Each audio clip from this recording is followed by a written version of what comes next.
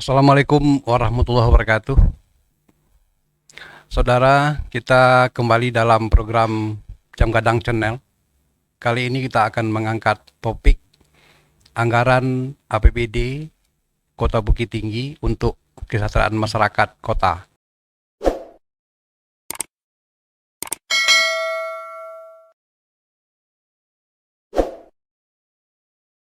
Kita sudah menghadirkan narasumber yang cukup lengkap. Yang pertama, kita menghadirkan Kepala Dinas Sosial Pak Sanji.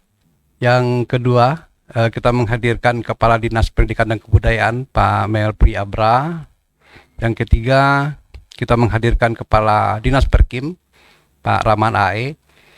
Dan kita juga menghadirkan Ketua Pelaksana Basnas Kota Bukit Tinggi Pak Muhammad Depri, dan dua dari warga. Yang pertama adalah Muhammad Hidayat, tokoh masyarakat. Yang kita juga hadirkan Ibu Titin Sikumbang sebagai warga kota. Saudara, kita mengangkat topik ini karena 2 tahun terakhir kita mencatat bahwa pemerintah kota ini cukup banyak mengalokasikan dana untuk dana sosial maupun dana hibah untuk kepentingan kesejahteraan masyarakat kota. Dan dana-dana hibah atau dana sosial ini tersebar di beberapa dinas, di mana kita akan mencoba mendiskusikan apa saja yang menjadi program pemerintah kota, baik tahun ini maupun kita bandingkan dengan tahun yang lalu, tahun 2021-2022. Saya Sabri akan memandu dialog ini untuk 1 jam ke depan, dan selamat mengikuti. Kita akan mulai dialog kita ini dengan keterangan pertama dari Pak Sanji, Kepala Dinas Sosial. Pak Sanji, kita tahu bahwa dinas sosial termasuk dinas yang banyak mengelola dana sosial maupun dana hibah untuk kepentingan masyarakat kota. Apa saja yang programnya dan sasarannya masyarakat, segmen atau kelompok apa saja?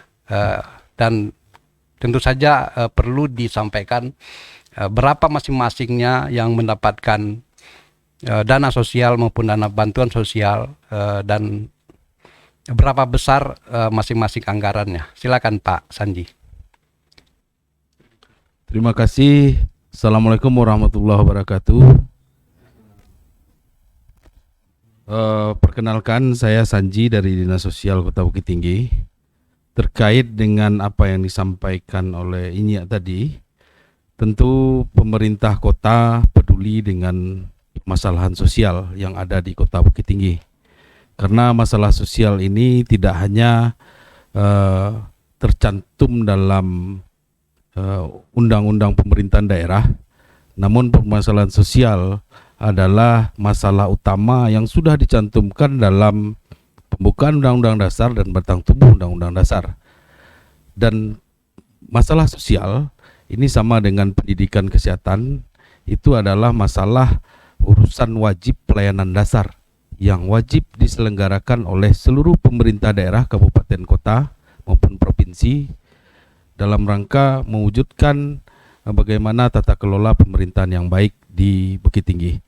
Pada tahun 2021 dan tahun 2022 tentu sudah banyak perubahan dari kegiatan-kegiatan terutama di bidang sosial yang diselenggarakan oleh pemerintah kota. Dari jumlah masyarakat kita yang masuk dalam DTKS yang berawal dari 2021 itu masih di angka 33.000, sekarang sudah mencapai 41.360 jiwa yang masuk dalam data terpadu kesejahteraan sosial kita.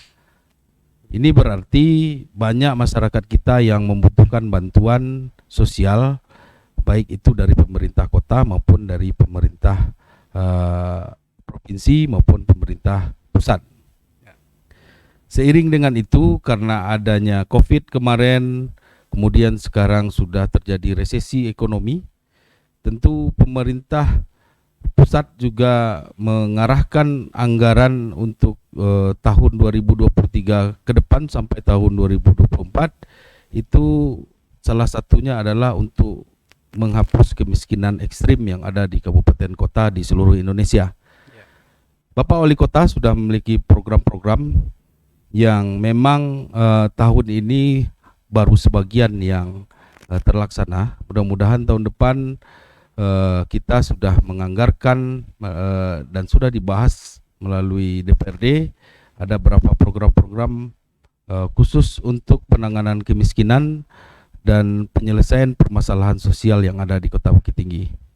Tahun ini kita sudah memberikan ada namanya bantuan usaha ekonomi produktif kepada warga kita. Itu baik dari anggaran yang ada di Pemda, di kegiatan di Dinas Sosial, juga ada dari pokir-pokir dewan. Ini diberikan kepada warga kita yang tergolong memiliki embrio usaha kecil yang nanti akan diberdayakan untuk bisa memenuhi kebutuhan dasar keluarganya.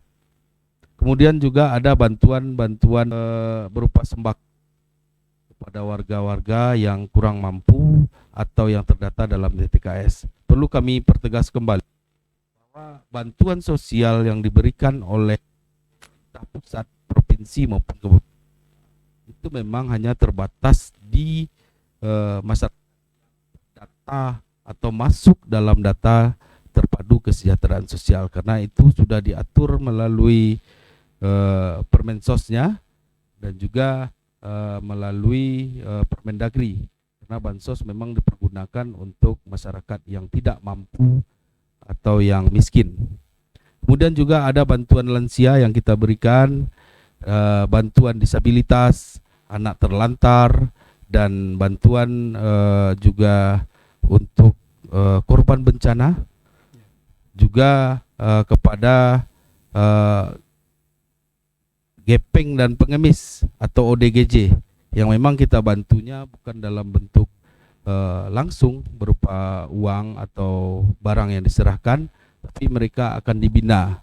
Dibina ini kan bantuannya dalam bentuk pelatihan atau terapi bagi mereka sehingga mereka bisa kembali lagi kepada masyarakat dan memiliki hak dasarnya. Intinya sosial di Kota Bukit Tinggi sekarang sudah melaksanakan 4 core, yakni rehabilitasi sosial, kemudian perlindungan sosial, jaminan sosial, dan pemberdayaan sosial.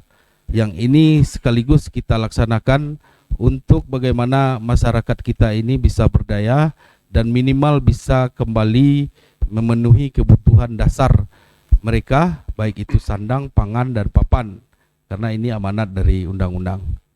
Jumlahnya itu ada bervariasi mulai dari 500.000 sampai ke 2,5 juta per kakak, karena kita menghitung dari keluarga penerima manfaat.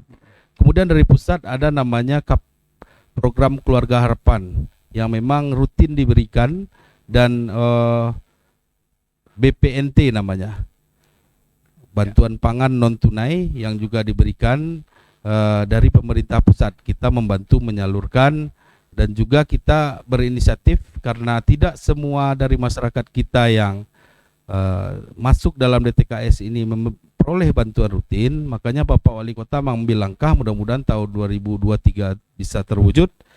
Itu masyarakat kita yang belum tersentuh bantuan selama ini itu bisa memperoleh bantuan, sehingga pemerataan bantuan ini bisa dilaksanakan. Dan kami juga bekerja sama dengan BAS. Ada berapa warga kita yang belum masuk dalam data DTKS, tapi mereka memang tidak mampu, dan kita tidak bisa di Dinas Sosial menggunakan anggaran karena terbatas kepada masyarakat yang masuk dalam DTKS.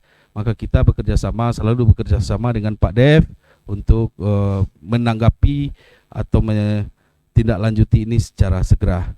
Mungkin itu sementara. Pak Sanji, kalau kita ingin dapat informasi juga, itu besarannya alokasi dana dari APBD murni dan dari DAU atau dari pusat itu berapa? Mungkin kita ingin langsung saja perbandingannya tahun 2021 berapa dan tahun 2022 berapa gitu. Terima kasih ya. Ini beberapa item memang banyak yang bantuannya tidak terasa sebenarnya ya. Ya. Karena seperti jaminan kesehatan itu kan dihitung angka. Setiap orang yang kita berikan jaminan kesehatan itu, Ya. kalau dia PBI JKN, penerima bantuan iuran jaminan kesehatan nasional, itu di angka 42.000 per jiwa per tahun, per bulan. Mungkin kita coba akumulasi saja, total saja Pak Sanji. Oh, ya. Artinya APBD murni dialokasikan untuk berbagai bantuan sosial tadi berapa 1 tahun, atau tahun 2021 berapa, atau 2022 berapa, dan juga dari pusat gitu. Oh ya.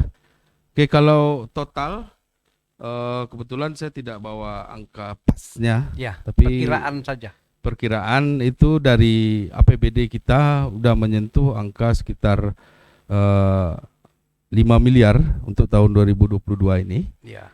Ini termasuk bantuan-bantuan yang kita salurkan melalui BPJS Kesehatan, Ya. dan juga usaha ekonomi produktif dan bantuan permakanan dan lain-lain. Kemudian dari pusat itu ada sekitar 9 miliar lebih Ya. yang disalurkan. Ya. Untuk tahun depan itu pemerintah kota menganggarkan sekitar 9 sampai 10 miliar. Baik. Untuk penambahan penanganan masalah kemiskinan. Ya. Dan pusat juga mungkin akan menambah karena kita sudah mengajukan penambahan kuota untuk PKH, BPNT dan penerima bantuan iuran lainnya itu sekitar 12 sampai 13 miliar. Baik. Itu kira-kiranya. Ya, terima kasih Pak Sanji. Kita lanjut ke Dinas Pendidikan. Kita tahu akhir-akhir ini sangat banyak diinformasikan bahwa ada beberapa program. Pertama itu berkaitan dengan subsidi atau bantuan pemerintah berkaitan dengan dana komite siswa di seluruh SLTA baik swasta maupun negeri, dan juga untuk guru-guru. Mungkin Pak Melvi Abra bisa menyampaikan hal yang menarik ini karena ini baru terjadi tahun ini ya. Silakan Pak. Ya. Terima kasih Pak Peri. Terkaitan dengan bantuan terhadap siswa SLTA dan SLB, itu khusus kita berikan adalah untuk yang mempunyai kartu keluarga atau yang orang tuanya KTP-nya kota Bukit Tinggi. Ya. Nah, kemudian dana tersebut terbagi dua. Yang pertama itu adalah melalui bantuan keuangan khusus untuk sekolah-sekolah negeri, SMA, SMK, dan SLB negeri. Ya. Jumlahnya lebih kurang, totalnya itu adalah 8 miliar. Ya. Kemudian untuk sekolah SLTA, SMA, SMK, dan SLB swasta itu diberikan dalam bentuk dana hibah melalui sekolah masing-masing, karena ada aturan dari pemerintah provinsi ya bahwa bantuan keuangan khusus itu disalurkan yang negeri saja, kemudian yang swasta itu melalui hibah. Nah, total sebetulnya seluruh dana itu adalah lebih kurang 12 miliar untuk 12 bulan selama tahun 2022 ini. Nah, kemudian guru-guru honorernya juga kita berikan insentif per bulan, yaitu 500.000 per bulan selama 12 bulan, artinya sekitar 6 jutaan per tahun, ditambah satu kali THR untuk guru-guru non ASN di SMA SMK negeri maupun SMA SMK dan SLB swasta guru-gurunya. Tetapi kalau guru tidak melihat kakaknya, tetapi kalau siswa melihat kakaknya. Kemudian perlu juga mungkin kita jelaskan bahwa yang dibantu itu pertama adalah berkakak, Bukit Tinggi itu siswa ya. Tetapi dananya bukan untuk siswa, tetapi dananya jumlah siswa yang berkakak Bukit Tinggi itu adalah untuk bilang untuk pembilangnya, untuk pengalinya jumlah yang akan diberikan, tetapi itu nanti dikelola oleh sekolah masing-masing. Kemudian terkait dengan jumlah dana yang dibantu untuk siswa, satu siswa itu dibantu per bulannya adalah sebanyak uang sekolah yang harus dia bayar per bulan, Oh. yaitu paling tinggi atau maksimum untuk SMK itu adalah 200.000 per anak per bulan. Artinya kalau dia memungut uang sekolah anak itu biasanya 125.000 umpamanya, maka yang dibayar adalah 125.000. Tetapi kalau dia memungut uang sekolah 200.000, kita bayar 200.000. Tapi kalau dia memungut 275.000 umpamanya, maka yang dibayar tetap 200.000. Ya. Artinya adalah maksimumnya sekian. Kemudian untuk SMA, ya, untuk SMA itu 150.000 per anak ber-KK Bukit Tinggi per bulan untuk membantu uang sekolahnya. Jadi mungkin di tengah masyarakat ada juga yang belum sinkron informasinya. Ya. Seakan-akan itu seluruh dana komite itu dibantu oleh pemerintah Kota Bukit Tinggi. Jadi sebetulnya bukan itu. Kita berharap seluruh sekolah SMA, SMK negeri maupun swasta itu kita bantu sebanyak 200.000 untuk SMK tadi. Maka kita berharap tentu itu adalah uang pengganti yang selama ini dia pungut untuk uang sekolah gitu. Namun dia kan bentuknya adalah subsidi yang 200 itu. Jadi artinya subsidi itu kalau dia memungut lebih dari itu, maka itu ada kesepakatan antara orang tua, kemudian komite sekolah dan sekolah itu sendiri. Ya. Nah, kalau ada kesepakatan seperti itu, maka kita hanya tetap bantu maksimum seperti data-data tadi gitu. Nah, tetapi ada beberapa sekolah yang menuntut ya agar semuanya dibebaskan. Nah, agar semuanya dibebaskan itu tentu itu atas kesepakatan sekolah, komite dan orang tua murid gitu. Jadi dengan dibayarnya pengganti iuran sekolah tadi, dalam artian adalah pengganti uang sekolah. Pak Mervi, kalau kita ya mungkin tadi kan ada istilahnya uang sekolah, tapi yang sering kali dipahami itu kan uang komite. Itu apakah itu memang sama atau begini maksudnya, bahwa sekolah itu sekarang kan yang negeri itu kan sudah dibiayai oleh pemerintah. Lalu ada namanya komite sekolah. Komite sekolah kan juga memungut ke orang tua siswa. Nah ini sekarang yang disubsidi oleh pemerintah kota kan begitu. Tadi disebut bahwa untuk SLTA negeri 150.000 per bulan per siswa. Nah lalu ada bantuan disebut tadi sebagai bantuan uang sekolah. Ini mungkin perlu ditegaskan bahwa uang komite itu sama dengan uang sekolah gitu. Kalau iuran komite itu tidak sama dengan uang sekolah. Oke. Tetapi uang sekolah itu adalah salah satu iuran komite di itemnya. Ya. Jadi iuran komite itu kan disepakati di sekolah, orang tua, kemudian komite sekolah. Nah, itemnya itu salah satunya adalah iuran per bulan anak-anak yang disebut dengan uang sekolah. Kalau dulu namanya uang sekolah. Pernah namanya dulu SPP gitu ya. Oh ya, kalau BOS itu adalah biaya operasional sekolah ya. Ya. Lalu ke siswa disebut dulu SPP, sekarang itu namanya uang komite. Ya. Salah satu dari iurannya itu adalah untuk uang sekolah. Gitu. Jadi kalau terkait dengan BOS itu biaya operasional sekolah yang bilang pengalinya itu adalah jumlah siswa. Jumlah siswa yang itu dialokasikan dananya oleh pemerintah pusat untuk operasional sekolah. Nah, kalau untuk SLTA itu apabila dia telah mendapat BOS dari pusat, itu karena kebutuhannya banyak, maka dia masih diperkenankan untuk memungut yang namanya iuran komite, tetapi atas persetujuan tadi. Nah, salah satu iuran komite itu adalah uang sekolah tadi. Nah, uang sekolah yang ber-KK Bukit Tinggi itu yang diganti oleh pemerintah Kota Bukit Tinggi. Baik Pak Mel. Mungkin perlu juga disebutkan jumlah siswa yang dibantu uang sekolah atau uang komite tadi itu berapa jumlahnya?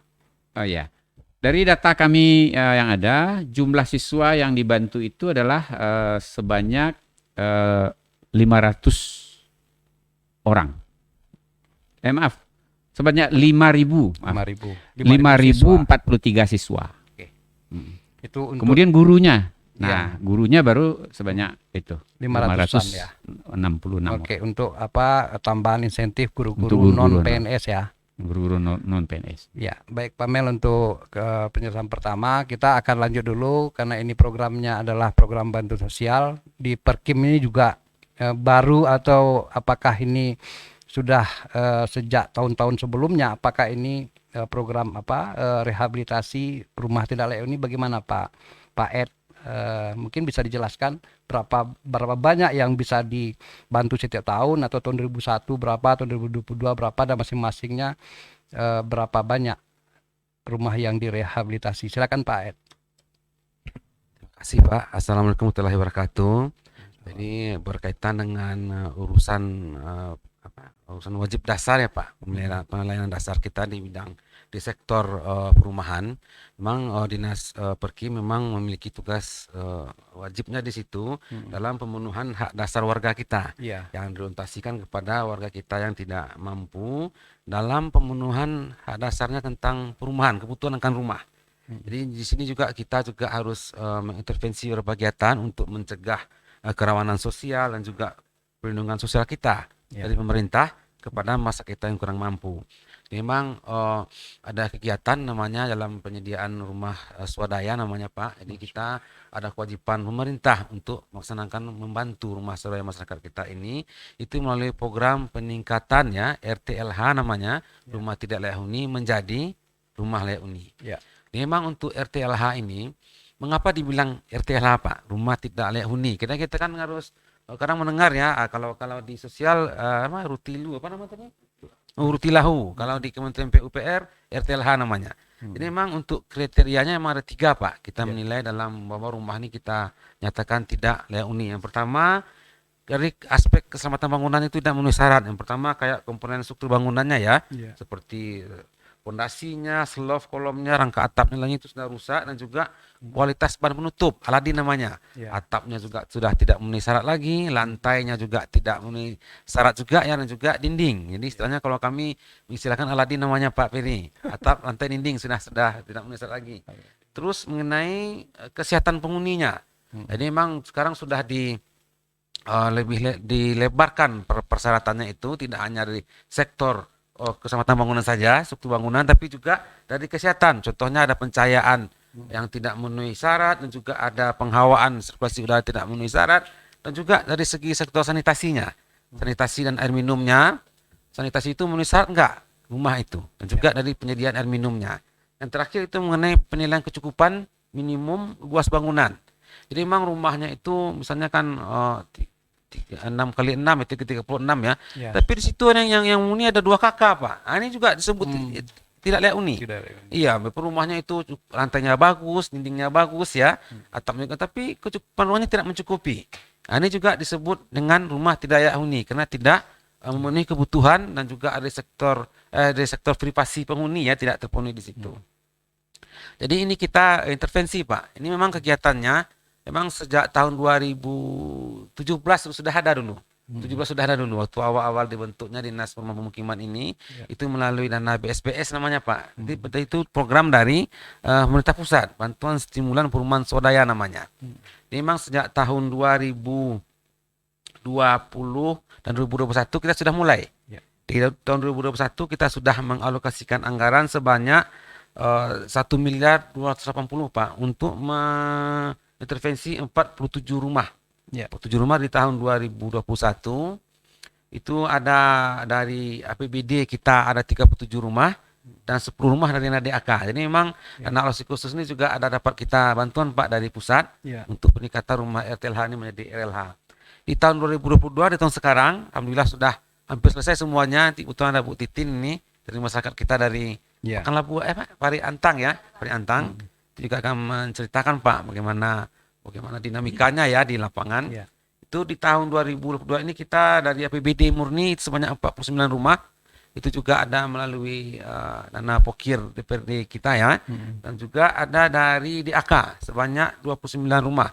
Dan alokasi khusus dari Kementerian PUPR.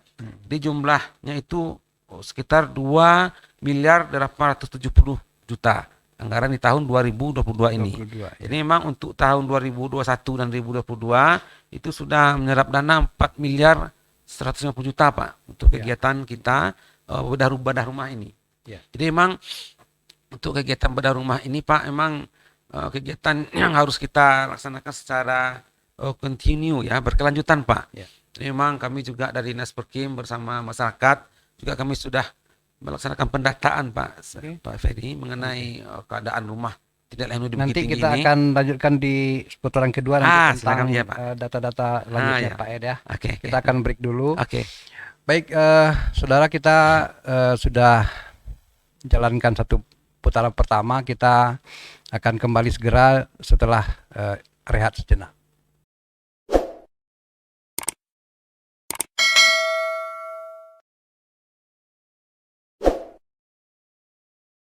Saudara, kita kembali lanjutkan diskusi kita di Jam Gadang Channel dengan topik anggaran APBD pemerintah Kota Bukit Tinggi untuk kesejahteraan masyarakat kota.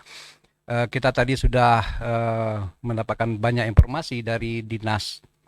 Ada 3 dinas, dari Dinas Sosial, Dinas Pendidikan dan Kebudayaan, dan juga Dinas Perkim tentang program-program yang berkaitan dengan bantuan sosial dan dana yang dimanfaatkan untuk kepentingan masyarakat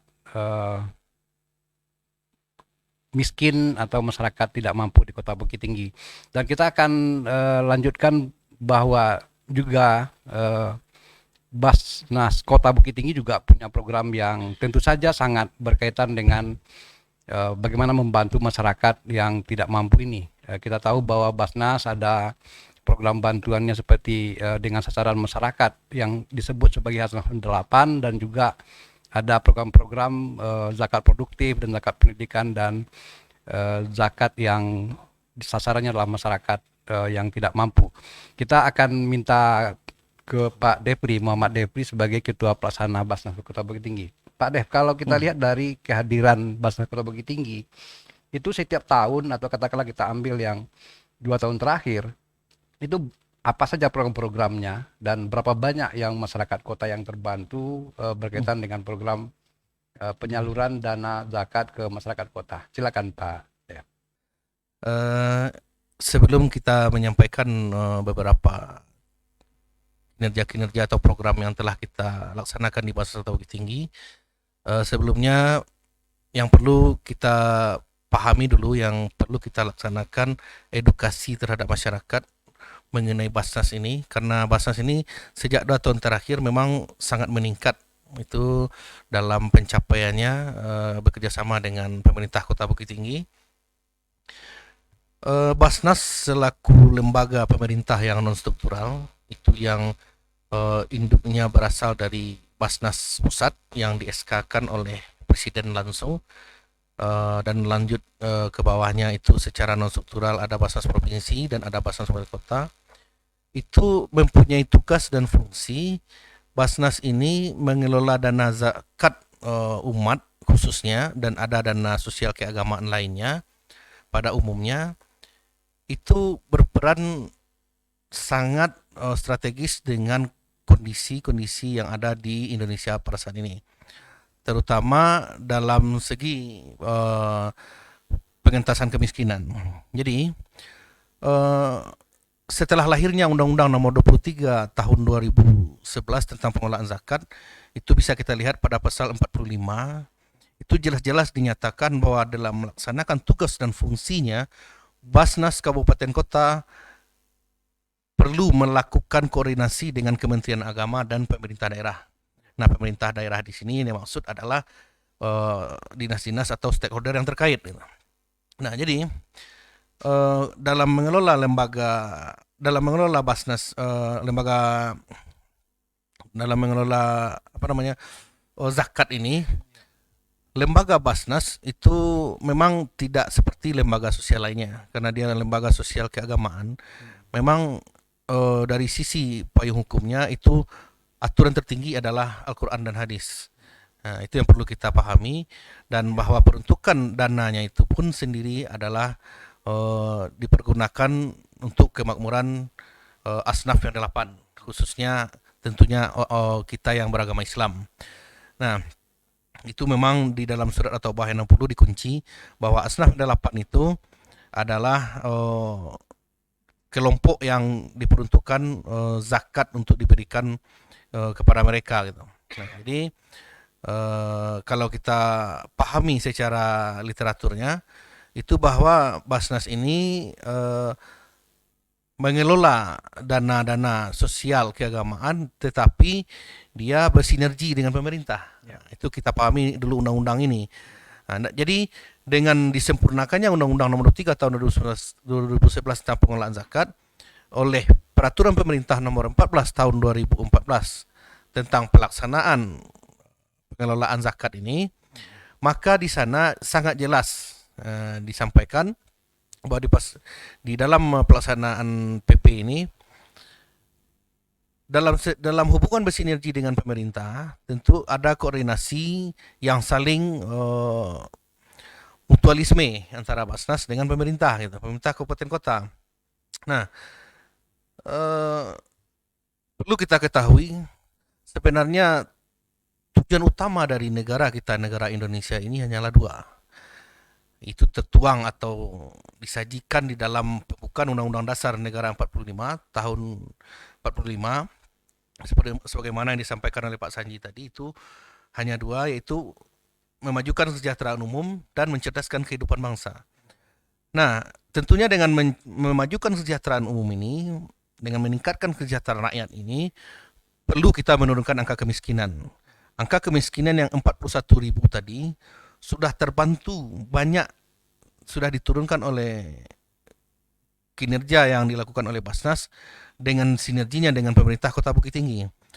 Nah, jadi kalau saya melihat dari sudut pandang pengelolaan zakat ini, baru kali ini mungkin agak terkejut masyarakat melihat sepak terjang Basnas yang mulai 2 tahun terakhir ini menggeliat dan terlihat bahwa hubungan kami dengan pemerintah Kota Bukit Tinggi, khususnya dengan Bapak Wali Kota Bukit Tinggi, itu sangat membantu dalam pengelolaan zakat ini gitu.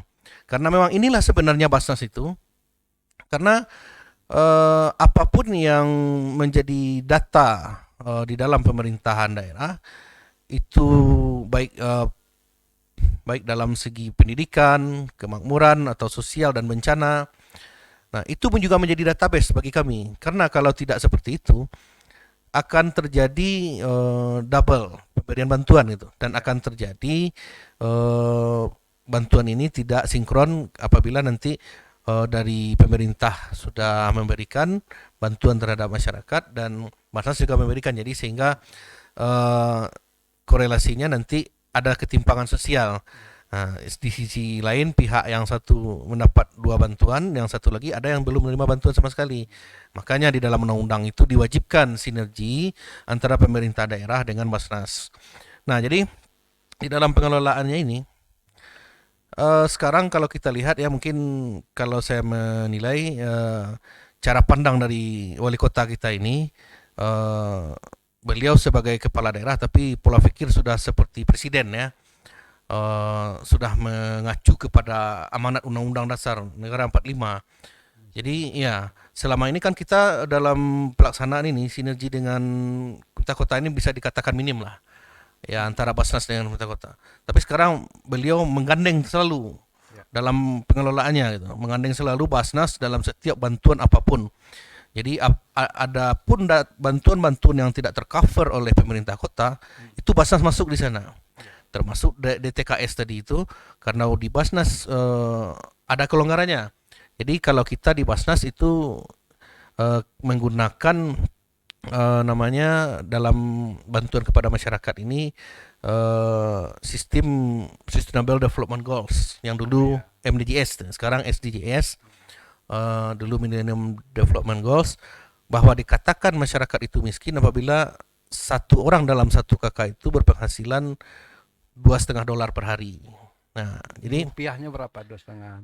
Kalau sekarang sekitar 45.000 satu orang. Jadi 45.000 kalau dalam satu kakak itu dia ada 5 orang, 45.000 dikali 5, misalnya 200.000 kan. Nah, apabila penghasilan kepala keluarga tidak mencukupi 200.000 dalam satu hari, berarti dikatakan dia miskin. Nah, jadi kita tidak mengacu kepada basic data terpadu. Jadi kita mengacu surat keterangan dari lurah atau pengurus masjid. Nah, jadi karena kita memang di Basnas ada keterangan dari lurah, pengurus masjid juga boleh. Nah, kalau dia kurang penghasilannya dari segitu, dari angka yang sesuai Sustainable Development Goals itu, maka baru dia dikatakan miskin. Jadi setiap keterangan lurah atau surat keterangan penghasilan itu kita gunakan kalau seandainya dia tidak masuk data DTKS. Oke, baik. Iya. Baik Pak Devri, mungkin nanti untuk lebih jelasnya kita akan gali lagi nanti. Kita putar dulu ke salah seorang dari warga kota yang menerima manfaat dari program bantuan sosial dari pemerintah kota ini, Bu Tin Sikumbang. Ibu dapat bantuan berupa apa, Bu? Assalamualaikum warahmatullahi wabarakatuh. Terima kasih ya. Kita sangat bersyukur sebagai warga negara Indonesia, juga warga Bukit Tinggi dan penerima manfaat. Kita di sini dapat bantuannya berupa untuk bedah rumahnya non tunai, bantuan non tunai. Jadi di sini pemerintahan sudah memberikan bantuan bedah rumahnya tuh udah diapain, misalnya untuk bangunan dan upah udah di sana semuanya ya. Demikian. Tahun berapa Ibu dapat program? Tahun sekarang Tahun 2022. 2022. Iya. Sudah selesai direhab rumah Ibu? Alhamdulillah sudah selesai. Ibu tinggal di mana, Bu? Saya di ABTB Parit Antang Tigo Baleh, Kelurahan Parit Antang tepatnya. Kalau boleh diinformasikan jumlah bantuan untuk merenovasi rumah Ibu yang dinilai sebagai tidak layak huni itu berapa besarnya? 40 juta. 40 juta. Iya. Dan pengelolaannya diserahkan ke Ibu dalam bentuk katakanlah mencari tukangnya atau bagaimana? Semua diserahkan kepada kita. Oh gitu. Iya. Pihak Perkim cuma mengawasi, mengevaluasinya ya? Iya, betul. Baik. Ibu penerima manfaat bantuan sosial yang lain selain rehab rumah tidak layak Untuk huni? sekarang baru rehab rumah, Pak. Oh, iya. Iya, Ibu termasuk di dalam berarti kondisi rumah ya? kondisi Bukan- rumahnya, Pak. Oke. Ada yang ingin Ibu sampaikan berkaitan dengan program bantuan sosial pemerintah kota ini khususnya?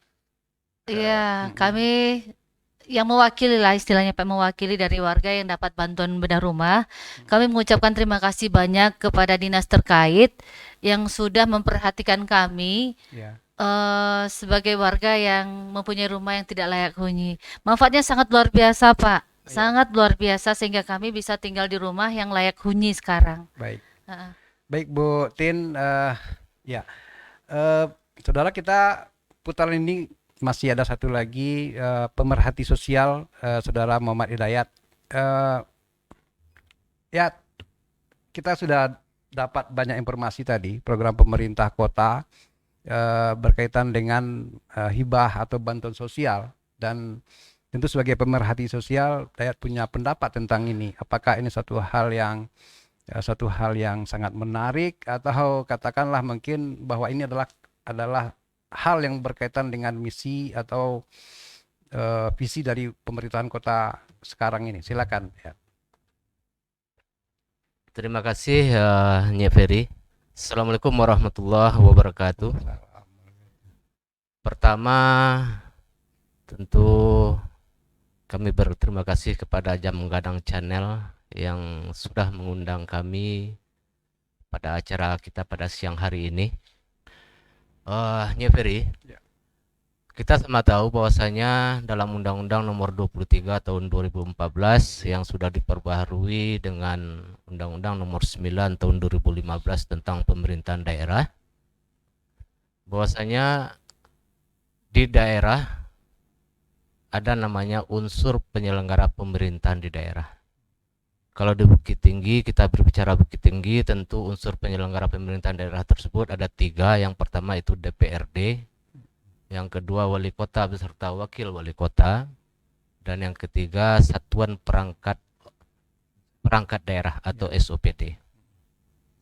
Nah, pada hari ini, kalau kita berbicara rentang waktu dari kepemimpinan wali kota kita yang dilantik pada tanggal 26 Februari tahun 2021, artinya masih sangat singkat, baru sekitar 18 bulan masa kepemimpinan wali kota Bukit Tinggi. Tetapi kita sama mengetahui bahwasanya seperti ekspos dari Bapak Kepala Dinas tadi dan juga dari Basnas, pemerintah Kota Bukit Tinggi sangat konsen sekali terhadap peningkatan ekonomi masyarakat Kota Bukit Tinggi. Sebagaimana yang kita ketahui bahwasanya bukan hanya di Bukit Tinggi, juga Indonesia bahkan dunia, kita seluruh masyarakat merasakan bagaimana efek menurunnya ekonomi kita akibat pandemi yang terjadi. Ya. Oleh karena itu, sesuai dengan peran pemerintah dalam rangka untuk tanggung jawabnya meningkatkan perekonomian masyarakat, kita mengapresiasi langkah-langkah yang sudah dilakukan oleh Wali Kota Bukit Tinggi beserta jajaran pemerintah daerah. Terutama kita dengar tadi dari Kepala Dinas, kalau Dinas Sosial ada pengentasan kemiskinan, ya kan? Dari Dinas Pendidikan juga ada bantuan sekolah, anak didik dan juga para guru. Dari Perkim juga ada untuk perumahan yang tidak layak huni. Dan dari Basnas tadi juga ada untuk bantuan yang kategori Hasnaf yang 8. Tentu dananya miliaran rupiah yang disediakan oleh pemerintah Kota Bukit Tinggi. Nah, kita berharap ke depannya karena unsur penyelenggara pemerintahan di daerah tersebut bukan hanya wali kota beserta jajarannya, juga terlibat di sini DPRD Kota Bukit Tinggi. Kalau kita berbicara masalah anggaran, tentu ini adalah keputusan politis antara pemerintah daerah dengan DPRD Kota Bukit Tinggi. Bagaimana nanti DPRD Kota Bukit Tinggi melalui musyawarah rencana pembangunan mulai dari bawah RT RW, kelurahan dan kecamatan, memang skala prioritas itu untuk peningkatan ekonomi masyarakat, terutama sekali dalam pemenuhan kebutuhan pokok dari masyarakat. Mulai dari, kalau kita bicara indikator kesejahteraan masyarakat, tentu bagaimana masyarakat itu dapat mendapatkan pendapatan yang bisa memenuhi kehidupan sehari-hari, ya kan? Sudah itu bagaimana masyarakat dapat mudah dalam mengakses pendidikan, kesehatan, perumahan dan kebutuhan sosial lainnya. Jadi hal ini terbukti apa yang sudah dilakukan oleh Bapak Wali Kota dalam rentang kepemimpinan beliau yang belum 2 tahun. Kita sama tahu bahwasanya Kota Bukit Tinggi merupakan kota yang paling tertinggi di Sumatera Barat dalam hal PDRB-nya, produk domestik regional bruto, lebih kurang sekitar 74 juta per kapitanya. Artinya apa? Bahwasanya masyarakat Kota Bukit Tinggi dibandingkan dari kabupaten kota yang ada di Kota Bukit Tinggi di Sumatera Barat sudah berada pada titik yang bisa lepas dari kondisi ekonomi akibat terjadinya COVID kemarin. Dan juga ada penghargaan secara nasional yang diterima oleh Kota Bukit Tinggi terhadap peningkatan APBD, terutama pendapatan asli daerah. Pendapatan asli daerah tentu bersumber dari pajak dan retribusi. Tidak mungkin dan sangat mustahil para wajib pajak dan retribusi akan bisa membayarkan kewajibannya patuh terhadap retribusi dan pajak kalau masalah untuk pemenuhan kebutuhan sehari-hari saja tidak tercukupi. Iya kan? Ya. Idealnya seperti itu. Nah, karena ini ada peningkatan dari PAD yang berasal dari retribusi dan pajak daerah, menandakan bahwasanya perekonomian di Kota Bukit Tinggi berangsur-angsur pulih seperti yang diharapkan dalam visi dan misi Wali Kota pada poin pertama untuk peningkatan ekonomi kerakyatan.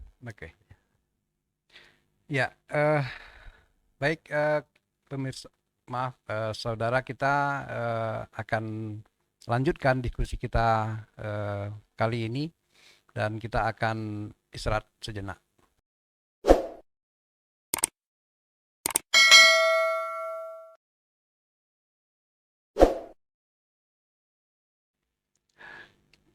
Saudara, kita kembali dalam dialog Jam Gadang Channel. Topik kita adalah tentang alokasi dana APBD atau anggaran kota untuk kesejahteraan masyarakat kota. Kita akan lanjutkan dengan memperdalam apa yang disampaikan oleh para narasumber kita. Kita akan kembali ke Pak Ed, Kepala Dinas Perkim. Tadi dijelaskan tentang program-program yang berkaitan dengan rehabilitasi rumah tidak layak huni. Kalau kita lihat tentu datanya Pak Ed yang tahu, itu berapa banyak di Kota Bukit Tinggi itu rumah yang tidak layak huni, dan itu berapa lama sebetulnya bisa diselesaikan oleh pemerintah kota? Apakah bisa 2 tahun ke depan atau bagaimana? Silakan Pak Ed. Jadi berkaitan dengan pencegahan ya untuk peningkatan kualitas permukiman ini, Iya. kita kan dibutuhkan data Pak Ferry. Iya. Jadi kami juga sudah melaksanakan pendataan secara online ya, juga berbasis web dan Android. Itu ada sistem informasi Rumah Bukit Tinggi namanya. Yang itu sudah kami mulai sejak tahun 2020. Dan mudah-mudahan data itu semua di tahun 2022 ini kita selesaikan Pak di 24 kelurahan. Memang untuk progres terakhir, Iya. jadi kita sudah mencapai ke lurah 20, tinggal 4 lurah lagi. Itu sudah terdata RTLH ini sebanyak 3.000 rumah Pak, 3.100 lebih rumah. Jadi memang ini pendataan ini memang sangat penting. Jadi kan kalau sudah dengan ada data seperti ini, kita akan juga mencoba mengintervensi Pak untuk percepatan pengentasan dari rumah tidak layak huni ini. Jadi memang untuk tahun 2023 kami juga sudah menganggarkan menambah penganggaran untuk penggunaan RTLH ini menjadi RLH. Itu juga dibantu juga dengan pokir Pak kita dari DPRD ya. Itu sebanyak 121 rumah lagi Pak, 121 rumah lagi sebanyak dengan anggaran 3,6 miliar. Jadi memang kita ada keterbatasan anggaran. Jadi memang dalam pendataan ini kita tetap mengambil skala prioritas dulu Pak Ferry. Di mana tingkat rumahnya yang rusak berat ya, itu yang kita dulukan. Ada rumah, kalau rumah itu kalau dari segi keselamatannya kan ada 3 kategorinya. Ada rumah rusak berat, rusak sedang, dan rusak ringan. Jadi memang untuk awal-awal ini kita akan mengintervensi dulu yang karena rumahnya yang rusak berat dulu Pak. Jadi karena kita keterbatasan anggaran ya. Memang di samping itu kita juga minta peran aktif masyarakat kita Pak, dari dunia usaha. Juga kita juga mencari sumber pembiayaan untuk pencegahan rumah RTLH ini menjadi RLH ini. Mulai dari dana CSR dari BUMD maupun BUMN ya. Kami juga sudah melaksanakan beberapa proposal sih yang akan disampaikan ke pusat, juga ada melalui perusahaan SMF, PT SMF ya, dari BUMN Kementerian Keuangan. Dan dulu juga di tahun 2020 juga sudah bantu dulu Pak untuk mengenai RTLH ini. Jadi memang untuk pembangunan RTLH ini memang masih besar PR kita ke depan Pak. Tapi Pak Ed, ya, kalau kita lihat dari angka tadi itu kan sangat luar biasa. Apakah ada kategorinya? Contohnya begini, bahwa 31.000 itu betul-betul memang 3.000, rumah Pak, 3.000 bukan ya. 31.000, 3.000 itu memang contohnya begini, bahwa yang akan dibantu rehabilitasi rumah TLA ini adalah yang dimiliki oleh warga yang syaratnya Pak, iya. Bahwa itu memang dia yang punya atau tidak rumah kontrak Oke. gitu, lalu dia punya tanahnya sendiri gitu. Ya. Nah, lalu ada juga enggak yang rumah tidak layak huni itu dibuat oleh warga lalu dikontrakkan, sehingga ketika tercatat dia menjadi rumah tidak layak huni, tapi yang dikontrakkan tentu tidak bisa itu dibantu. Bagaimana itu Pak ya? Oke Pak Ferry, jadi memang untuk program kegiatan kita ini melalui bantuan sosial namanya Pak. Jadi memang kita menyerahkan hibah ini kepada masyarakat itu melalui mekanisme bansos namanya. Jadi memang untuk kriteria penerima bansos dari rumah tidak layak huni ini, yang pertama dia harus warga Bukit Tinggi ya, KTP Bukit Tinggi. Setelah itu menguasai tanah secara fisik Pak, bahwa itu hak milik dia ya, dan tidak hak milik orang lain atau milik keluarga misalnya, atau tanah ulayat, tapi memang dikuasakan oleh mamak kepala warisnya ya, bahwa dia yang menguasai tanah tersebut. Terus belum memiliki rumah. Oh. belum memiliki rumah. Terus juga belum pernah menerima bantuan yang sama atau bantuan yang lainnya ya, minimal 2 tahun. Terus dia merupakan masyarakat kita yang UMR ya, menerima MBR, masyarakat usaha rendah dengan penghasilan itu di bawah UMR. Ya. Dan yang penting sekali termasuk dalam data DTKS yang disampaikan oleh Pak Sanji tadi, memang untuk penerima bansos kita ini juga harus tercantum dia di dalam data terpadu kesejahteraan sosial. Dan juga nanti juga kami minta persyaratan ada dukungan dari keluarga untuk Ya. penyelesaian rumah ini. Ini memang yang kami data sebanyak 3.100 itu 3.100-an itu baru Pak kondisi fisiknya ya. Kondisi fisiknya. Jadi dari segi persyaratan nanti yang kita lebih dalami lagi dengan ketentuan-ketentuan seperti itu tadi. Jadi terkait dengan rumah sewa itu tidak bisa kita berikan Pak melalui dana bantuan sosial ini. Memang rumah sewa atau rumah kontrak ya kami juga lihat di lapangan itu ada di beberapa kelurahan. Memang banyak juga sih rumah sewa atau rumah kos ini yang tidak memenuhi syarat rumah layak huni. Jadi memang ini perlu kita antisipasi juga ke depan Pak Ferry. Rencana kita juga akan membuat semacam regulasi ya bagaimana untuk mengantisipasi jangan tumbuh rumah sewa ini yang rumah tidak layak huni, terutama dalam sektor sanitasi dan air minum ya yang tidak bisa dipenuhi dan juga dari segi kenyamanan kesehatan dari bangunan rumah yang dibuatnya. Mungkin itu dapat Pak Ed, kalau tadi Ibu Tin kan mengatakan bahwa dapat bantuan non tunai untuk rehabilitasi rumah itu 40 juta. Itu 40 juta itu minimal atau maksimal? Jadi, antara berapa yang jadi program Perkim? Jadi untuk besaran bantuannya Pak, itu kami melaksanakan verifikasi ke lapangan, melihat dari kondisi rumahnya itu, dari apa itu dia kondisinya itu rumahnya itu rusak sedang atau rusak ringan atau rusak berat. Jadi memang dari situ dari alokasi anggaran itu kami bikin apa Pak RAB-nya ya. Jadi dalam bantuan itu ada dua komponen diisinya. Yang pertama untuk pembelian bahan, yang kedua mengenai upahnya. Biasanya upahnya 30% tuh Pak dari pembiayaan semuanya kita alokasikan dan itu yang bansos ini langsung diserahkan Pak ke masyarakat penerima manfaat. Tapi dalam pelaksanaannya sudah kita atur juga bahwa nanti dalam RAB-nya itu sudah kami hitung Pak melalui TFL kita ya untuk bahwa ini material bangunan ada ini yang dibeli dan juga sudah ada referensirnya yang sudah ditentukan bersama masyarakat ya dan juga besaran upahnya. Ini nanti bisa pekerjaan itu dilaksanakan secara gotong royong juga sih dengan membentuk kelompok penerima bantuan namanya. Jadi maksudnya begini, kalau dari anggaran pemerintah daerah apakah maksimal 40 juta? Oh enggak Pak, itu melihat kondisi dari keadaan rumah. Kan ada juga program pemerintah itu bahwa kemampuan cuma maksimal 40 juta. Ketika dibutuhkan dana 60 juta, maka 20 juta itu yang punya rumah atau masyarakat sekitar yang membantu. Jadi memang untuk kegiatan RTLH ini kita juga di sini membangkitkan rasa semangat kebersamaan di masyarakat Pak. Memang sebenarnya kita tidak bisa langsung memberikan anggaran besar langsung rumah itu jadi ya. Kita hanya memberikan semacam stimulan di sana Pak. Dengan pelaksanaan dengan anggaran yang standarnya terpenuhi dulu RTLH-nya itu menjadi RH yang soalnya 40 juta tadi. Tapi dia boleh melebihi dari itu Pak, tapi dengan cara gotong royong, dengan swadaya dari masyarakat atau keluarga sekitarnya.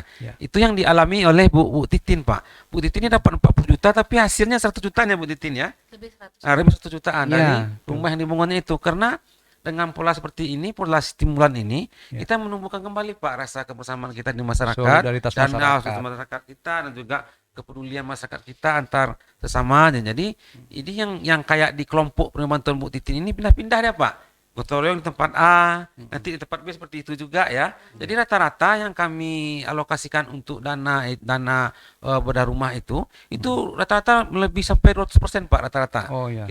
Kita bantu 30 juta, hasilnya 100 juta. Jadi memang untuk alokasi itu memang bervariasi Pak. Jadi ada yang 40 juta, ada yang 35 juta, ada yang juga 20, ada juga 40. Dan juga untuk bahan dan upah. Baik Pak Ed. Kita lanjut dulu ke Pak Melpi Abra. Pak Melpi, tadi kan sudah diceritakan bahwa lebih 5.000 siswa yang disubsidi dana atau SPP-nya atau uang komitenya. Sebetulnya kalau kita lihat dari alasan pemerintah kota itu apa? Kenapa membantu uang komite itu kan tidak ada ukurannya bahwa dia masuk anggota keluarga tidak mampu, itu apa sebetulnya yang jadi alasannya, Pak Mel? Latar belakang pertama Iya. sebetulnya adalah karena kesulitan dana ketika pandemi COVID ya, itu pada awalnya. Nah, waktu itu kan banyak sekali masyarakat kita yang mengeluh dengan biaya-biaya yang dikeluarkan, sementara dengan adanya pandemi COVID itu berpengaruh terhadap perekonomian secara umum. Kemudian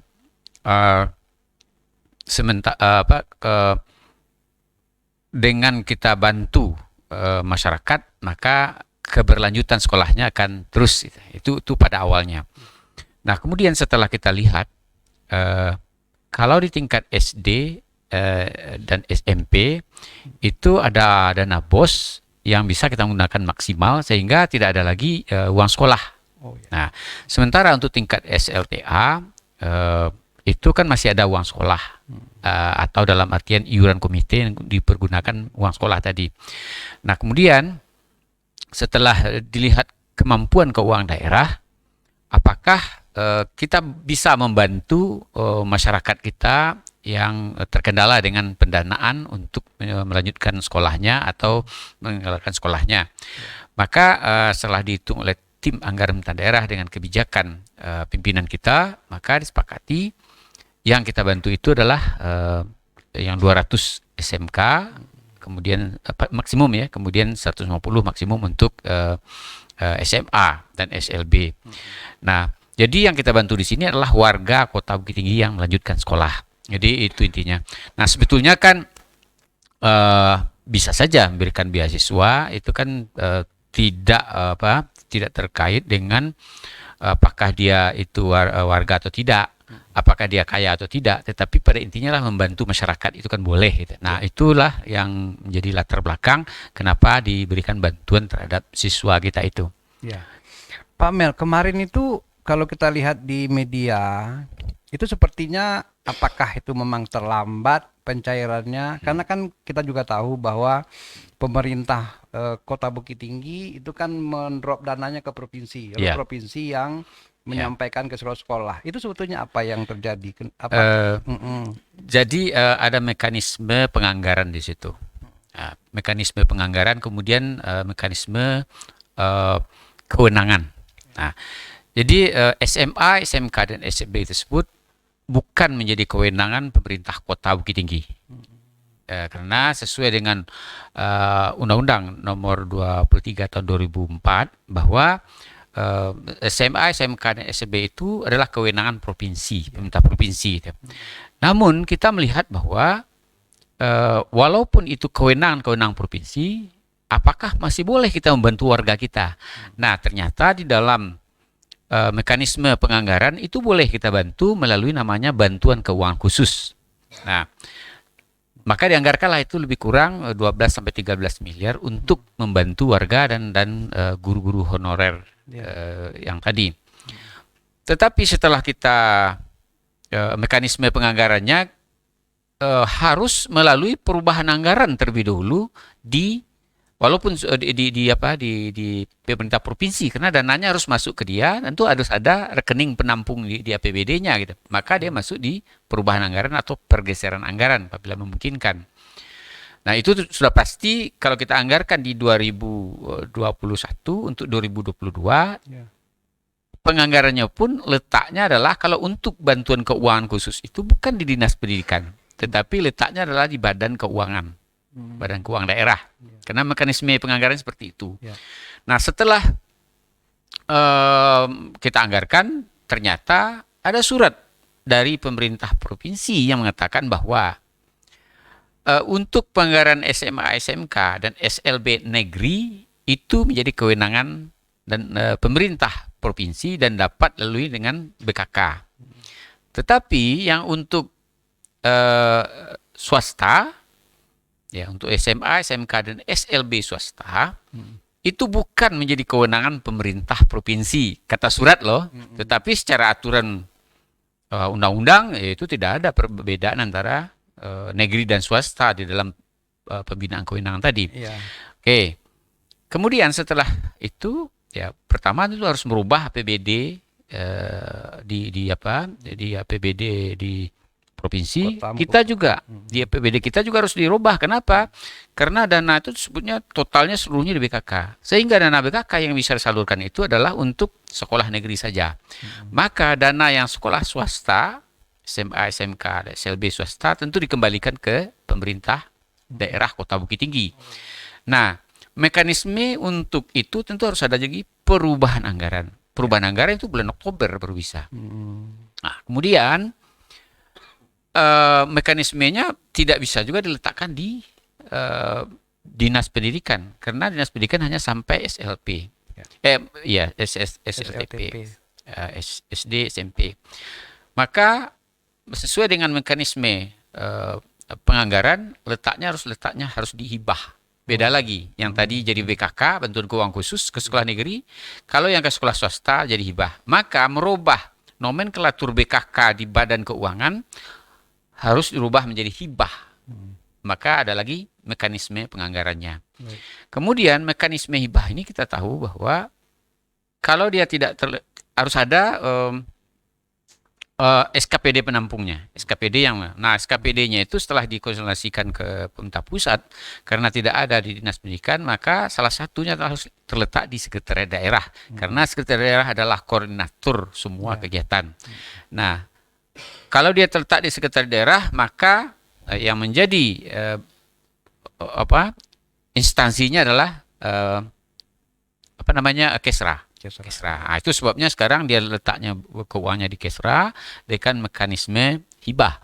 Mekanisme hibah juga tidak bisa langsung seperti itu, tapi juga harus ada naskah perjanjian hibah daerahnya, kemudian ada permohonannya, ada validasi dan verifikasi. Ini banyak sekali persoalannya sehingga dia terlambat. Oh ya. Jadi keterlambatan itu pertama adalah karena mekanisme penganggaran, kemudian kedua adalah adanya pemahaman aturan yang perlu kita persamakan persepsinya agar tidak jadi persoalan di belakang hari. Artinya Pak Mel, dengan ada persoalan terus selesai untuk tahun ini, berarti untuk tahun depan barangkali itu tidak akan terulang kembali masalah yang sama dan bisa jadi pencairannya lebih cepat ya. Ya, di dalam beberapa kali koordinasi kita dengan pemerintah provinsi itu sudah disepakati bahwa akan langsung dimasukkan ke dalam APBD provinsi. Sehingga tidak ada lagi yang BKK ya langsung ke provinsi, sehingga tidak ada lagi menunggu perubahan anggaran kah, pergeseran anggaran di. Kemudian begitu juga dengan yang hibah ya, yang hibah juga langsung dimasukkan di dalam Kesra untuk tahun depan. Dan besok hari Selasa akan ada pembicaraan lebih lanjut tentang penganggaran di 2023 nanti di Gedung Negara Triarga ya. Akan diadakan bersama pemerintah provinsi. Begitu juga dengan mekanisme lainnya, ada nanti perjanjian kerjasama daerah PKS-nya dan mekanisme lainnya kita selesaikan nanti di Desember 2022 sehingga nanti pencairannya per 1 Januari 2023 tidak terkendala, atau kalaupun di pencairannya itu paling lama kita usahakan itu di triwulan pertama atau di akhir Maret. Tidaknya itu di awal April sudah bisa kita cairkan. Jadi tidak lagi bermasalah dengan penganggaran. Jadi itu masalah. Baik Pak Mel. Sebelum Pak Sanji, kita ingin memperdalam Basnas dulu. Pak Devri, tadi belum masuk ke angka-angka. Kita tentu ingin tahu dan juga masyarakat setiap tahun itu berapa zakat yang bisa terhimpun oleh Basnas Kota Bukit Tinggi. Tadi dikatakan bahwa 90% itu kan dari ASN, 10% dari masyarakat umum. Nah, lalu dari setiap tahun katakanlah dalam gambarannya itu berapa yang terhimpun dan berapa banyak yang tersalurkan. Nah, itu mungkin penting. Tadi kan sudah dikatakan hasil 8, lalu ada program-program zakat produktif, zakat pendidikan, ya katakanlah kalau bisa nanti itu juga dijelaskan angka-angka yang saja berapa untuk masing-masingnya. Silakan Pak Devri. Baik, terima kasih ya. Jadi sebenarnya kalau potensi zakat di Kota Bukit Tinggi ini kalau kita lihat itu bisa mencapai di angka 5 miliar lebih. Apabila semua kita yang beragama Islam ini taat terhadap zakat ini, maka dari potensi itu bisa kita lihat bahwa sekitar 5 miliar lebih itu bisa kita kumpulkan. Namun sampai saat ini, terakhir di tahun 2018 itu kita pernah mencapai 2,4 miliar dalam satu tahun, dan sekarang sudah mulai sampai 2,7 miliar. Itu juga sudah dikumpulkan dengan dana sosial keagamaan lainnya dan juga dana infak. Jadi perlu kita ketahui bahwa dalam pengelolaannya Basnas ini mengelola 3 jenis dana. Yang pertama dana zakat, yang kedua ada dana infak dan dana sosial keagamaan lainnya, dan yang ketiga ada dana hibah. Jadi kalau dari dana zakat yang kita kumpulkan ini, melalui program-program yang kita serahkan atau kita salurkan, itu masih banyak dari program-program itu yang belum bisa kita penuhi. Maka untuk itu kita mengajukan kepada pemerintah daerah untuk menanggulanginya dengan dana hibah. Alhamdulillah sejak tahun 2011 keluarnya undang-undang tentang pengelolaan zakat ini, baru kali ini kita dikabulkan oleh pemerintah daerah melebihi dari yang kita minta. Jadi Berapa besarnya hibah yang sudah tahun sekarang, berapa hibah dari Kalau- pemerintah kota ke Basnas? kalau sekarang masih dalam bentuk dana operasional, tapi untuk 2023 kami sudah minta kepada kepala daerah itu dikabulkan sebanyak 2 miliar. 2 miliar lebih. Jadi sinergi antara dana zakat yang kita kelola dengan dana hibah yang diberikan oleh pemerintah daerah, itu ada 5 kategori atau 5 program yang kita salurkan kepada masyarakat. Kalau di Basnas sendiri itu dari 5 program itu, dengan adanya dana hibah yang diserahkan oleh pemerintah kota, lahirlah 6 program unggulan jadinya.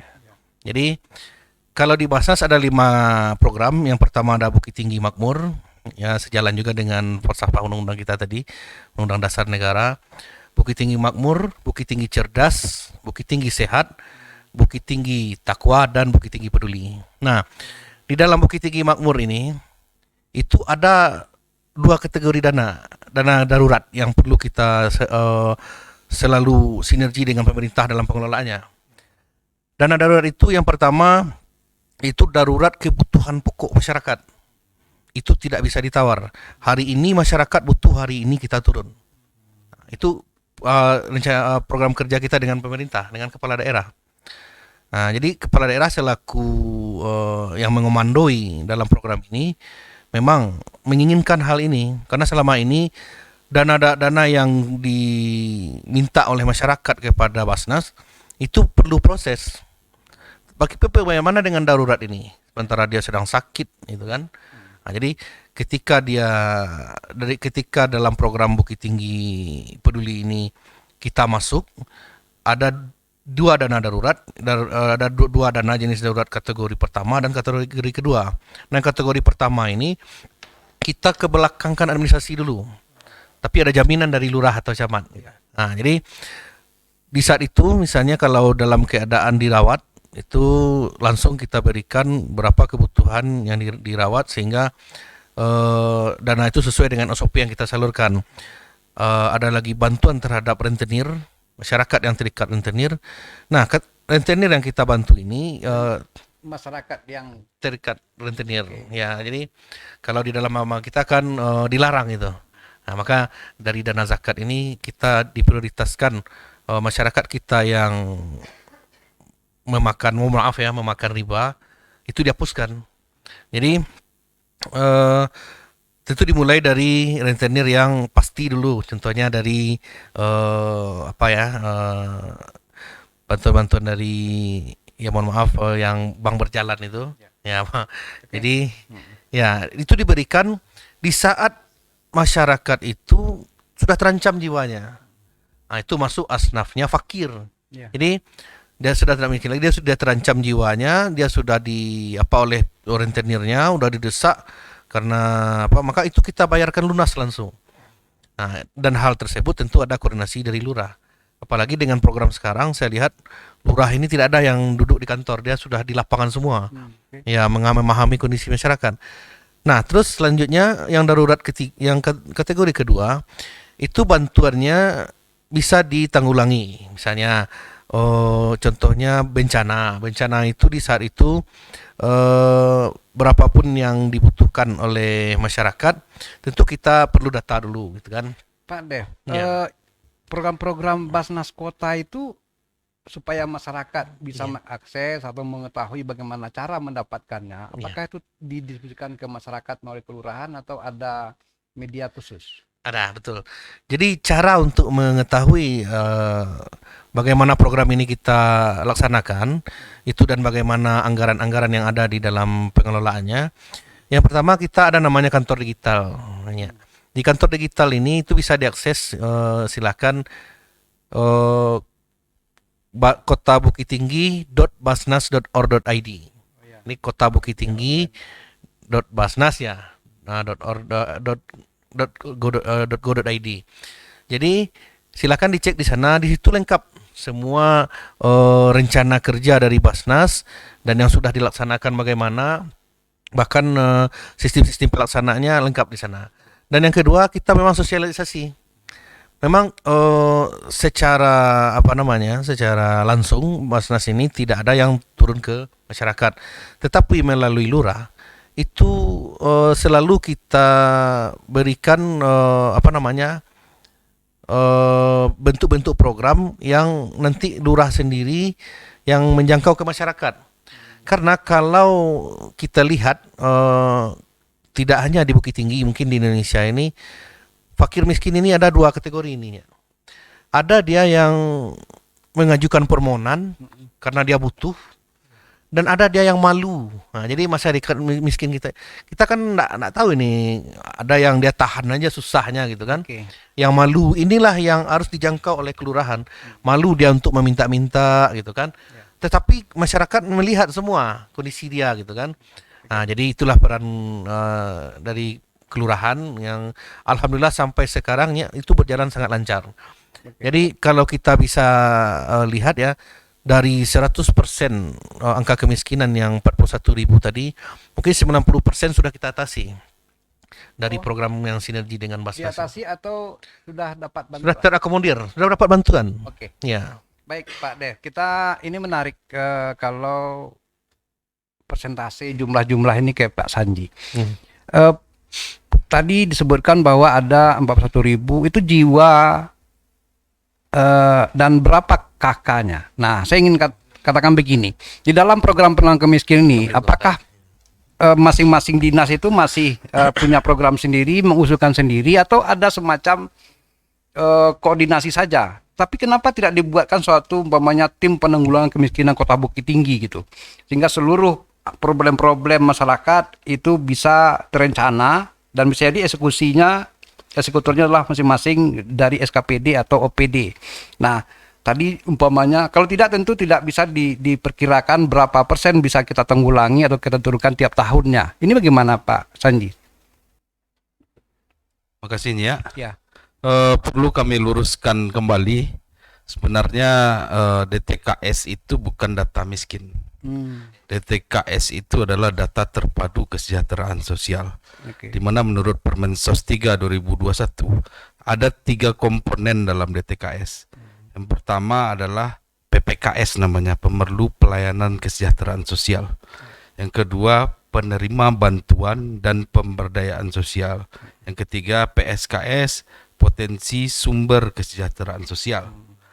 Di mana orang beranggapan bahwa masuk dalam DTKS angkanya 41.000, angka miskin itu 41.000. Tidak. Kita angka terkecil di Provinsi Sumatera Barat yang data DTKS kita. Padang penduduk 900.000, data DTKS-nya 60%, lebih dari 500.000. Pariaman penduduknya, Kota Pariaman, kami kemarin sama Ibu Ketua LKKS ke sana, 98.000, data DTKS-nya 67.000. Sehingga memang di DTKS ini untuk bantuan sosial legalnya oleh negara itu memang berada dalam data itu.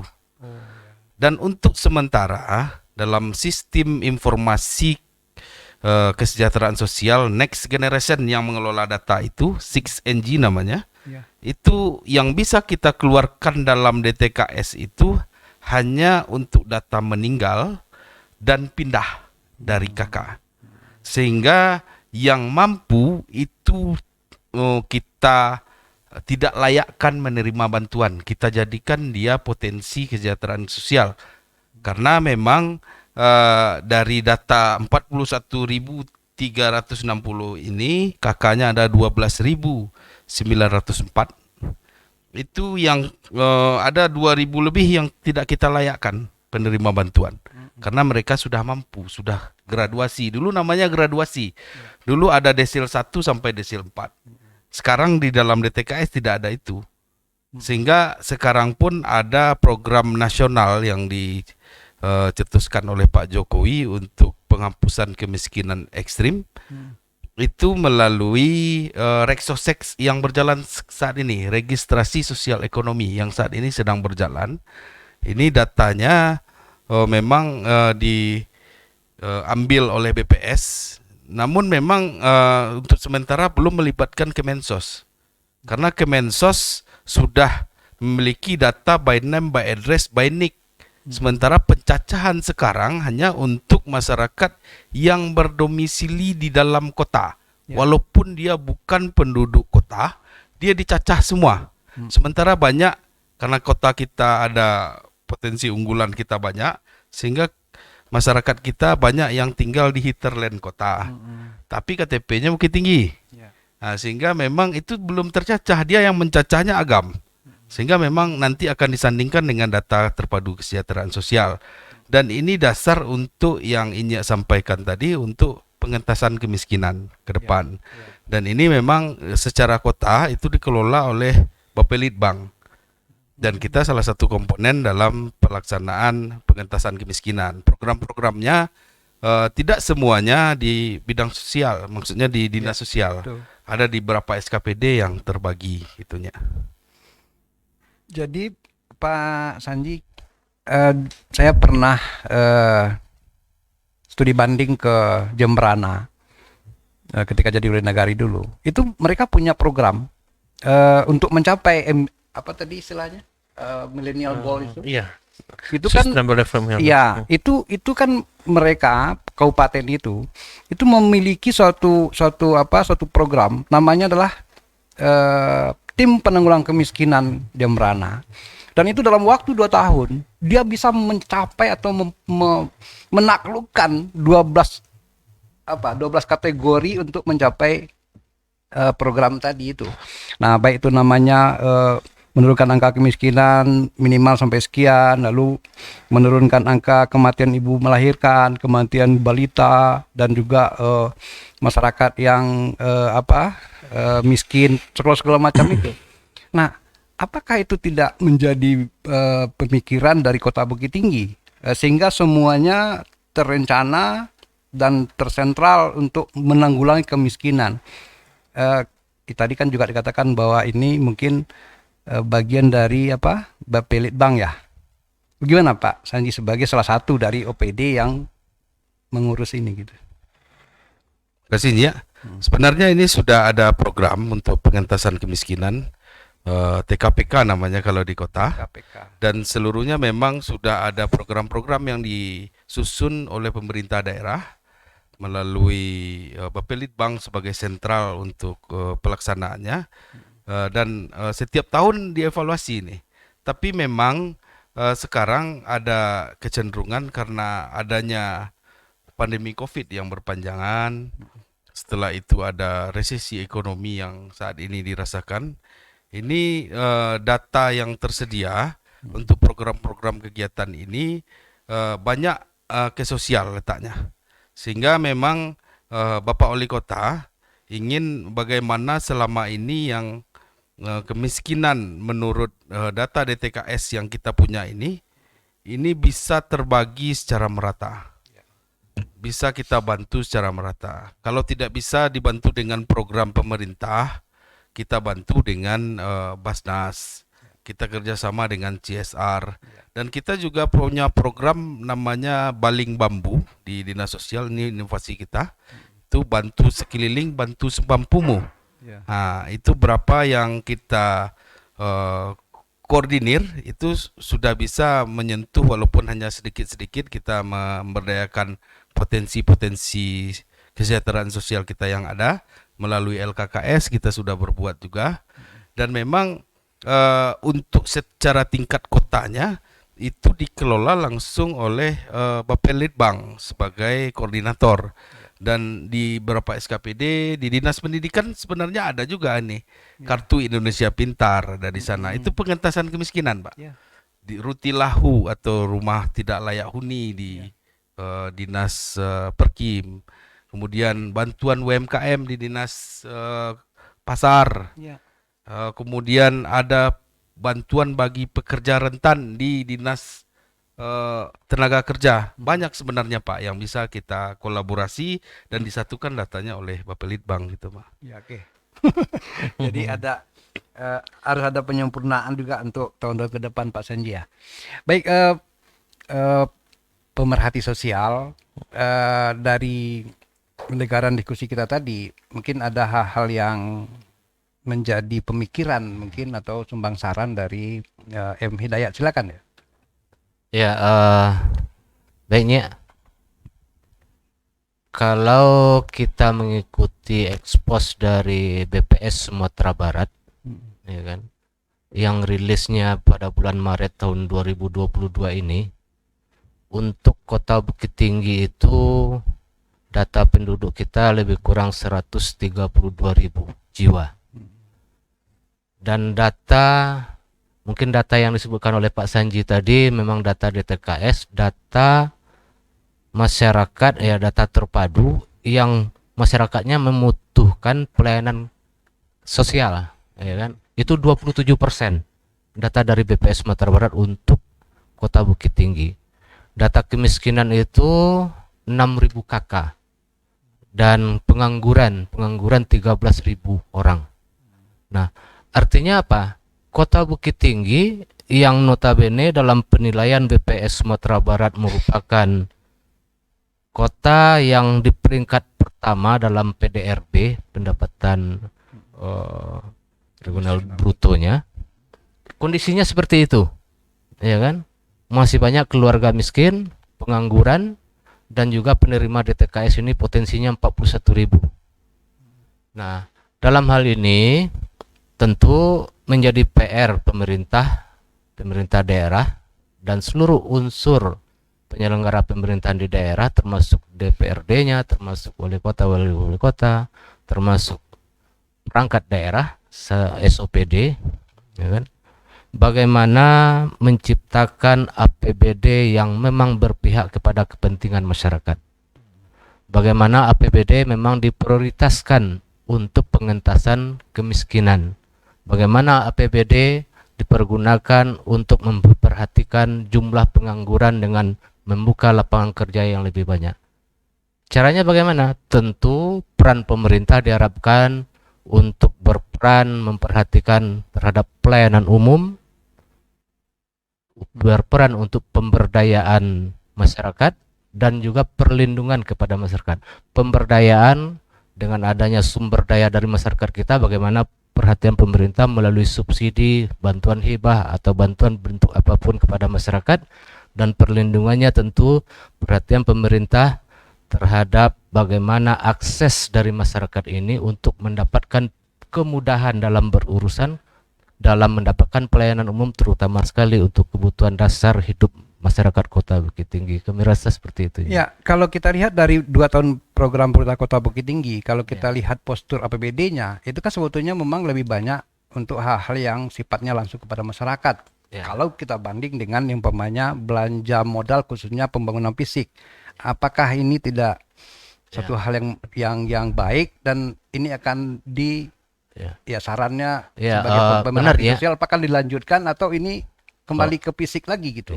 Tujuan inti dari APBD, APBD provinsi, APBN itu tujuan utamanya adalah untuk kesejahteraan masyarakatnya. Ya. ya kan. Kalau kita berbicara Kota Bukit Tinggi, saya mengikuti acara Jam Gadang Channel pada periode kemarin. Kondisi Kota Bukit Tinggi struktur APBD-nya memang sudah di bawah 50% untuk yang namanya pengeluaran rutin. Ya. Di sana ada Gaji lah, gaji dan lain-lain. belanja pegawai, Ya, ya kan, administrasi umum, belanja barang dan jasa. Nah, idealnya ya, justru kalau secara di badan keuangannya, idealnya 30% itu untuk yang namanya anggaran pelayanan rutin belanja pegawai yang ditampung dalam APBD kabupaten kota. Selebihnya untuk belanja modal, belanja hibah dan keperluan untuk belanja sosial di kabupaten kota. Jadi harus ada Ya. penambahan PAD sehingga terjadi penambahan APBD sehingga Ya. akan terjadi penurunan persentase kan gitu. Benar. Kan Ya, gitu. ya. Tapi itu ya kita lihatlah nanti bagaimana pemerintah kota meningkatkan pendapatan. Tentu Ya. pendapatan bertambah, Nah, belanja juga oh. bertambah. Tapi khusus untuk belanja rutinnya akan tetap Ya. akan tetap jumlah apresiasi nominalnya kita, persentase ya, turun. apresiasi kita kepada Bapak Wali Kota Ya. dalam rangka mewujudkan visi dan misi beliau dalam 5 tahun yang ke depan dalam RPJMD 2021-2026, memang konsen terhadap peningkatan ekonomi masyarakat. Beliau justru tidak memandang untuk pembangunan fisik struktur yang harus dikedepankan, tetapi bagaimana peningkatan ekonomi masyarakat, kesejahteraan sosial masyarakat, Ya. baik itu di bidang pendidikan, kesehatan, intinya adalah pelayanan masyarakat di Kota Bukit Tinggi. Ya, baik. Bu Tin, mungkin Bu Tin perlu juga berpendapat sebagai warga, ya, tidak cuma sebagai warga penerima manfaat salah satu Ya. program pemerintah, mungkin punya saran atau pendapat tentang apa yang kita diskusikan dan bagaimana ke depan pemerintah kota ini berkaitan dengan program-program sosialnya atau perhatiannya terhadap masyarakat yang tidak mampu. Silakan, Bu. Iya, mungkin saran atau pendapatnya, semoga aja ke depannya pemerintahan kita mengeluarkan bantuan-bantuan yang lebih banyak buat masyarakat kita yang sangat membutuhkannya, Pak. Karena di sini memang ya secara apa ya, kita pernah turun sama Pak Kadis, kita lihat semua warga tuh masih banyak yang membutuhkan ya, Pak. Masih banyak membutuhkan. Jadi mohon bantuannya lebih banyak lagi buat masyarakat kita yang membutuhkan gitu, Pak. Baik, mungkin secara pemerintahnya menjadi pemerintahan kesejahteraan, Bu, ya. Iya, Bagaimana mensejahterakan masyarakat iya, secara konkret dari tahun ke tahun Iya. semakin meningkat. iya. Baik, kita perlu untuk meminta masing-masing narasumber kita untuk menyampaikan closing statement, tapi pendek-pendek saja karena mungkin bisa dalam bentuk harapan atau mungkin juga ya apapun yang menjadi penting untuk disampaikan dalam closing statement.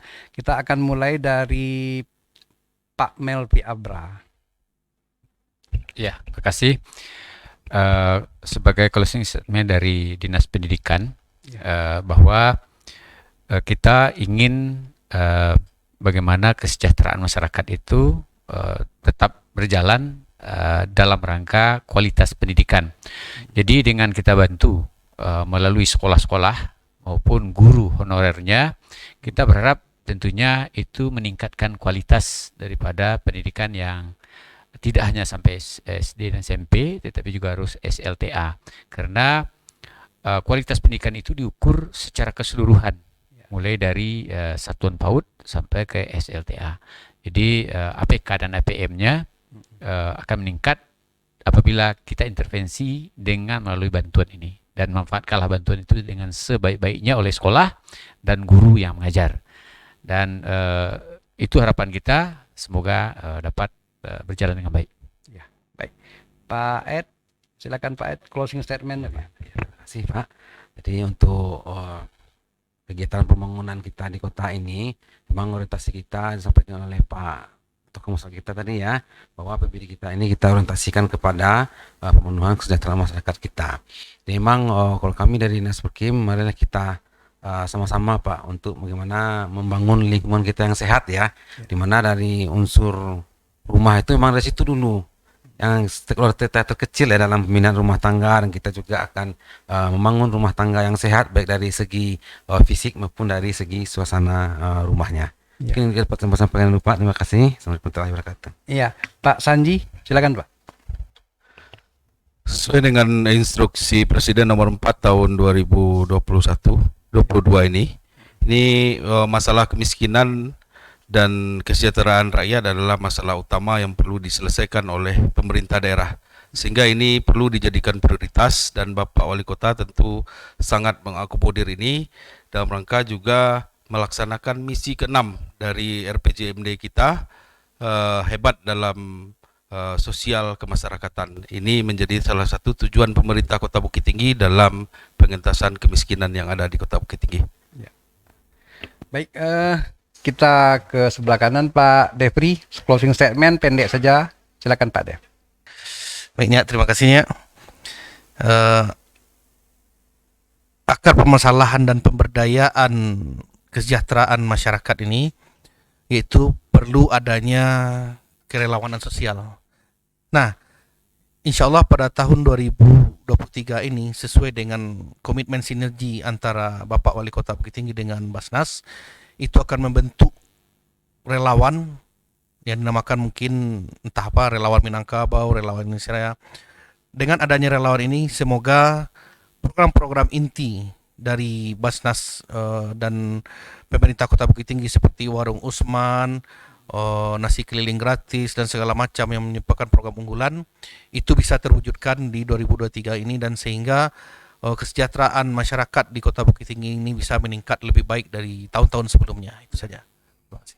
Baik, closing statement Muhammad Hidayat, silakan. Baik Nia, terima kasih. Mungkin sebagai kata penutup dari kami, bahwasanya tujuan pemerintah daerah tersebut dalam mengelola APBD di daerah masing-masing adalah tujuan utamanya adalah untuk kesejahteraan masyarakat.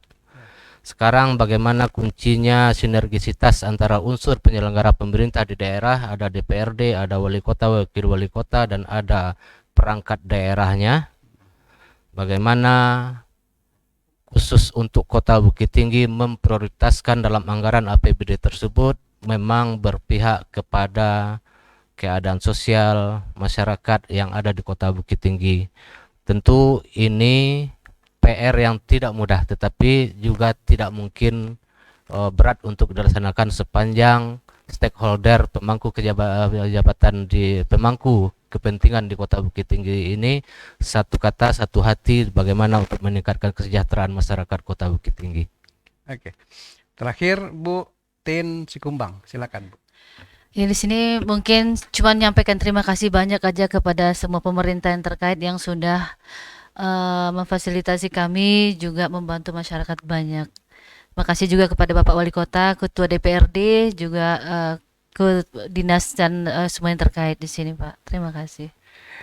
Baik, saudara, kita akan segera mengakhiri dialog kita, dan tentu saja apa yang kita diskusikan dalam program anggaran APBD atau anggaran pemerintah Kota Bukit Tinggi untuk kesejahteraan masyarakat ini bermanfaat dan dapat gambaran dari diskusi kita kepada masyarakat yang menonton channel Bukit Jam Gadang channel ini.